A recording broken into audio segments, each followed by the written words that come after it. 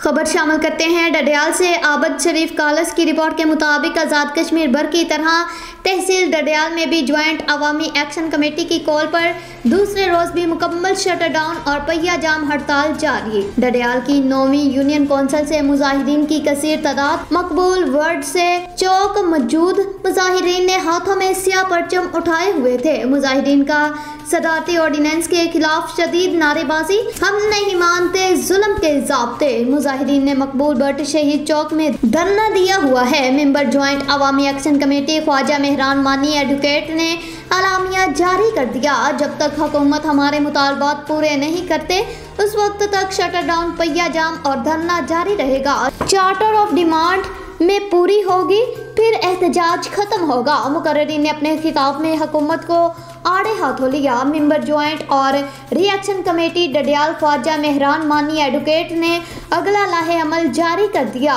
कल बरोज हफ्ता दिन 11 बजे के बाद तमाम एंट्री पॉइंट्स बंद करेंगे। 11 बजे के बाद ताजर भाई अपना कारोबार बंद करें, तमाम एंट्री पॉइंट्स की तरफ मार्च का आगाज होगा।